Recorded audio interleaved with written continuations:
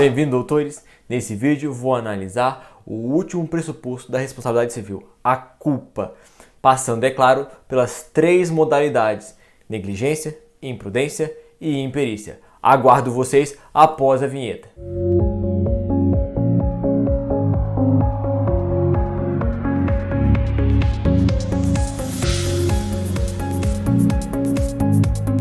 Para quem não me conhece, meu nome é Thiago Mundim e eu vou deixar aqui em cima o link do vídeo em que eu conto um pouco mais sobre a minha carreira profissional, o motivo pelo qual eu criei o canal e os objetivos, até para que você tenha um pouco mais de segurança a respeito das informações que eu vou passar para você. Sem mais enrolação, vamos para o vídeo. Nesse terceiro vídeo da nossa playlist sobre responsabilidade civil médica, link aqui em cima, é hora de conversarmos sobre o pressuposto da culpa. Enquanto o dano, que tratei no vídeo anterior, é o elemento mais importante da responsabilidade civil, a culpa, sem sombra de dúvidas, é o mais difícil deles, tanto na questão da prova, como também na questão da aplicação dos seus conceitos. Como eu já adiantei no vídeo inicial dessa playlist, somente há que se falar em culpa no âmbito da responsabilidade civil subjetiva, cuja existência é necessária para o surgimento do dever de indenizar por parte do ofensor. Na responsabilidade civil objetiva, basta a comprovação da conduta do agente, o nexo causalidade e o dano. Por expressa disposição legal, artigo 951 do Código Civil e artigo 14, parágrafo 1º do Código de Defesa do Consumidor, a responsabilidade civil médica é subjetiva. No direito, o termo culpa pode ser utilizado tanto no sentido amplo como no sentido estrito. Sim, por falta de criatividade, o pessoal do direito adora utilizar sentido amplo e sentido estrito para diferenciar gênero e espécie. Claro que isso causa confusão. A culpa em sentido amplo é a inobservância de um dever de conduta previamente imposto pela ordem jurídica para assegurar a paz social, com o qual a gente será capaz de agir de acordo. Trata-se de um gênero que abrange tanto o dolo quanto a culpa em sentido estrito. Quando a intenção do agente em violar o dever jurídico e causar o resultado, disse que existe o dolo. Por outro lado, caso não haja essa vontade, estando diante da culpa em sentido estrito, qual o interesse dessa separação para vocês? Simples, o seguro profissional apenas abrange a culpa no sentido estrito. Se ficar comprovado que houve dolo por parte do profissional, este não pode invocar a cobertura do seguro para que a indenização seja paga pela instituição contratada, assumindo sozinho o seu pagamento. Você deve estar pensando, praticamente impossível ocorrer a hipótese de dolo na área médica. Calma, que a coisa não é simples assim. Antes de chegar lá, eu preciso explicar sobre os elementos da culpa. Quais são os 4 elementos? Primeiro, voluntariedade do comportamento do agente. Basta que haja vontade em praticar o ato em si. O segundo elemento é a previsibilidade, que é a possibilidade de uma pessoa de diligência normal, naquelas mesmas condições, ser capaz de antever a possibilidade de ocorrência do prejuízo vedado pelo ordenamento jurídico. Nas ciências em constante evolução, como a medicina, esse elemento é extremamente importante. Não há como responsabilizar alguém por algo imprevisível, é óbvio. É o caso das reações imprevisíveis do organismo do paciente. É justamente nesse ponto que atua algumas das excludentes de responsabilidade que veremos no próximo vídeo. O terceiro elemento da culpa é a possibilidade do agente de agir de acordo com o dever jurídico imposto pelo ordenamento jurídico. De ninguém pode ser exigido fazer o impossível às suas possibilidades.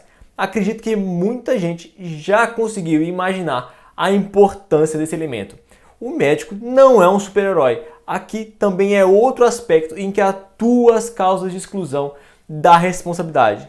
Por fim, o quarto elemento, que é a violação do dever de cuidado. Para estar configurada a culpa em sentido amplo, tem que existir todos esses 4 elementos. Se faltar qualquer um deles, não há culpa e, por consequência, não surge o dever de indenizar o paciente. É o entendimento disso que te salvará de um processo judicial em muitos casos. Voltando à questão do seguro.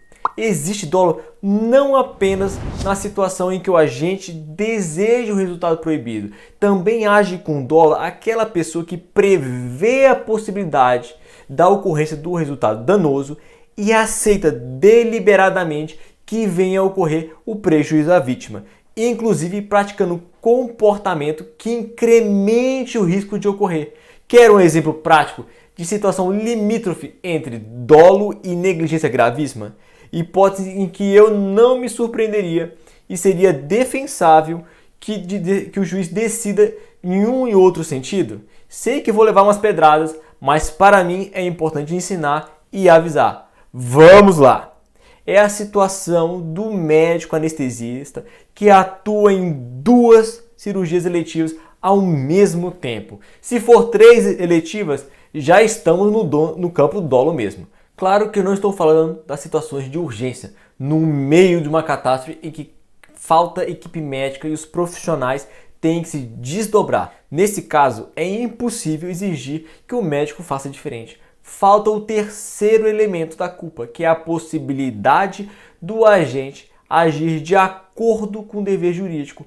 Em situação de urgência, com falta de pessoal, o médico anestesista age assim ou as pessoas vão morrer.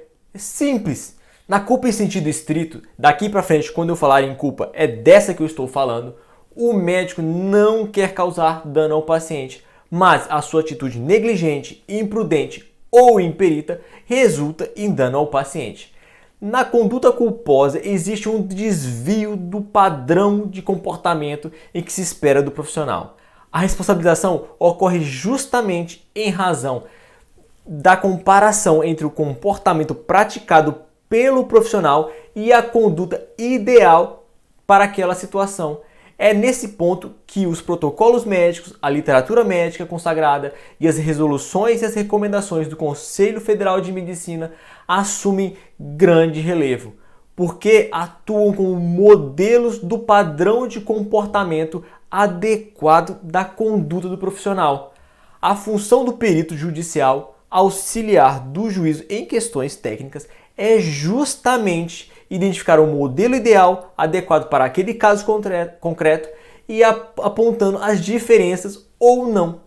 Havendo dano, compete à vítima, em regra, comprovar que o médico agiu com culpa, para que haja a responsabilização e a condenação ao pagamento de indenização. Eu disse em regra, porque há situações em que a culpa é presumida. Nessas hipóteses, opera-se uma inversão da obrigação de provar a culpa. É o médico que deve provar que não agiu com culpa, que atuou conforme a melhor técnica. O exemplo mais eloquente é o esquecimento de material cirúrgico dentro do paciente. Aqui é muito importante ressaltar que a inversão da obrigação de provar a culpa não torna a responsabilidade civil subjetiva em objetiva. Muitos doutrinadores, de forma equivocada, entendem assim. Continua sendo uma responsabilidade subjetiva, porque caso o médico demonstre que não houve qualquer culpa da sua parte, não haverá responsabilização. Na responsabilidade objetiva, sequer se discute culpa, sendo indiferente a prova de que não agiu culposamente. Agora, vamos falar das espécies de culpa. A primeira delas é a negligência, que se caracteriza por ser um ato omissivo que viola um dever jurídico de agir na situação. A negligência é o oposto da diligência. A base da negligência é a não realização de comportamentos recomendados, derivados da experiência comum ou das exigências particulares da técnica médica. Para o assunto ficar mais palpável e de melhor compreensão, eu vou citar agora alguns exemplos. O primeiro, inclusive eu já tratei em um vídeo próprio, é o abandono do paciente. Outra situação é o médico que abandona o plantão antes de certificar que o próximo plantonista já chegou, acreditando que ele será pontual. Há também o responsável pelo estágio, que permite a prática ilegal de estudantes de medicina. A prática também ilegal pelo pessoal técnico, enfermeiro, que realiza punção em doente, respondendo o médico que permite. Também temos a letra ilegível do médico, levando o farmacêutico a trocar os medicamentos. Já o farmacêutico, nesse caso, é imprudente ao fornecer medicamento sem ter certeza ou se certificar. O médico demora no encaminhamento de paciente também ao especialista. O médico que opera o local errado do corpo do paciente, sendo mais comum o lado, mas há casos inclusive de troca do próprio paciente. Vamos agora para um caso prático julgado pelo Tribunal de Justiça do Paraná. Considerando que as provas produzidas nos autos apontam para a negligência do apelante, bem como para a existência de nexo de causalidade entre a conduta do médico e os danos sofridos pelo autor, ora apelado, escorreita a sentença quanto ao dever de indenizar. Sopesados os elementos acima elencados, entendo que os danos morais e estéticos fixados conjuntamente em sentença em R$30.000 devem ser mantidos, montante que, se não repara os danos sofridos pelo apelante, ao menos serve de punição e alerta ao profissional, a fim de evitar episódios como aqui o relatado. Outro aspecto relevante na diferenciação entre dolo e culpa está na fixação do valor da indenização dos danos morais. Enquanto no dano material há uma correspondência direta com um prejuízo, no dano moral o critério é mais elástico para o juiz, permitindo que ele aumente o valor da indenização em virtude da maior reprovabilidade da conduta do agente, que é maior no dolo do que na culpa. Agora, um exemplo de culpa presumida que eu mencionei anteriormente, também do Tribunal de Justiça do Paraná. Esquecimento de agulha no corpo da paciente, negligência caracterizada, dano moral evidenciado, demandante que permaneceu com artefato metálico em seu corpo por quase 20 anos, dores evidentes, reflexo na vida privada por longo tempo, necessidade de reparação pelo abalo anímico suportada. Outro aspecto interessante dessa decisão é a questão do tempo em que o paciente tem para ajuizar a ação indenizatória contra o médico. Esse tema tem ligação estreita com o tempo de guarda dos prontuários médicos, assunto que eu vou abordar na quinta-feira agora no vídeo curto da semana. A segunda espécie de culpa é imprudência. É um ato comissivo que viola um dever de conduta. O médico tem conhecimento da técnica, o risco é previsível naquela situação. O médico não quer que o mau resultado ocorra, mas, por falta de cautela e previdência, decide agir quando não era recomendável atuar, sendo possível de se abster naquele momento. Da mesma forma, aqui o dever de cautela pode vir de disposição legal, da técnica médica, dos protocolos médicos, de resoluções, recomendações do Conselho Federal de Medicina. Como exemplos, posso citar o médico anestesista, que aplica fármacos sem ter indagado se o paciente possui alergias ou ter realizado teste pré-anestésico. É o cirurgião que não espera pelo anestesista e ele mesmo aplica anestesia, advindo complicações com sequelas e morte. É o cirurgião que opta por acelerar a cirurgia em razão de compromisso posterior. O profissional que realiza cirurgia arriscada sem se certificar da existência de vaga na UTI. É a remoção de paciente em ambulâncias sem equipamentos adequados. Para exemplificar, trago uma decisão do Tribunal de Justiça de São Paulo. Indenização devida em razão de danos ocasionados aos dentes da paciente em decorrência do procedimento de manobra feito pelo anestesista no momento da intubação, quebra da prótese fixa superior, imprudência caracterizada.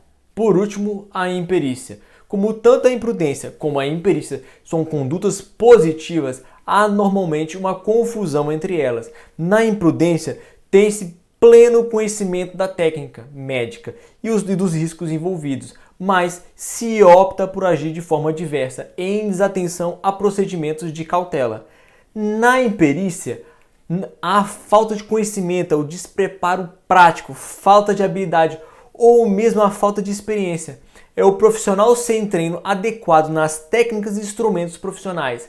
Assim, pode-se conceituar imperícia como a falta de habilidade normalmente requerida para o exercício legítimo da atividade profissional, proveniente da carência de conhecimentos necessários, inexperiência ou inabilidade. Para ninguém ser induzido a erro, tenho que registrar o posicionamento isolado do professor Genival Veloso França. O livro está aqui embaixo na referência da bibliografia. Segundo ele, o médico legalmente habilitado não pode ser considerado imperito em nenhuma circunstância. Na visão dele, um médico recém-formado na graduação que se dispõe a realizar uma delicada cirurgia neurológica seria apenas imprudente e não notoriamente imperido, por lhe faltar a adequada especialização. Não custa repetir, é um posicionamento isolado do ilustre doutrinador. Além disso, a postura psíquica do médico contra a própria capacidade é irrelevante. A imperícia é avaliada objetivamente, confrontando-se a perícia médica esperada com o comportamento do profissional. A análise deve ser feita frente à luz dos progressos científicos que sejam de domínio público à época e que, por isso, um profissional diligente deveria conhecer. Não se deve esquecer que a constante atualização profissional é um dever imposto pelo Código de Ética Médica no seu inciso 5º nos princípios fundamentais. Nas situações limítrofes do conhecimento científico, a doutrina e a jurisprudência concedem ao médico substancial liberdade, desde que haja necessidade de agir e não haja alternativa mais eficiente e segura para o paciente. Essa margem de iniciativa e autonomia é necessária para o progresso científico. Claro que sempre com a anuência do paciente, que não pode se tornar mero objeto de experimento. Como exemplos clássicos de imperícia, há o emprego de tratamento ou técnica já superada e abandonada. O médico que atua em área que não é especialista. Rapidamente, vamos analisar junto uma decisão sobre imperícia do Tribunal Regional Federal da 2ª Região. No caso dos autos, o magistrado de piso tomou todas as cautelas, determinando uma segunda perícia por especialista em obstetrícia. E, da leitura dos laudos, restou demonstrado o dano, a lesão dos nervos responsáveis pela movimentação e postura do braço, antebraço e mãos direitos do autor.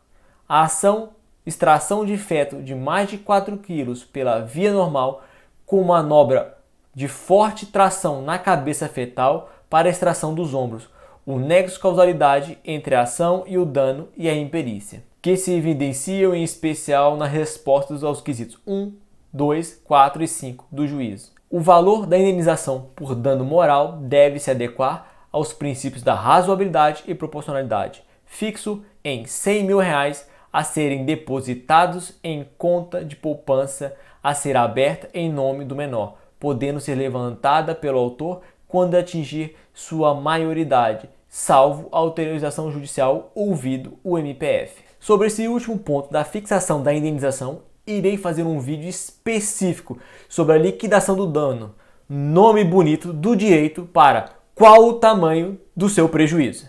Então, o meu objetivo aqui foi examinar o último pressuposto da responsabilidade civil médica, a culpa, trazendo exemplos práticos para cada uma das suas espécies, negligência, imprudência e imperícia.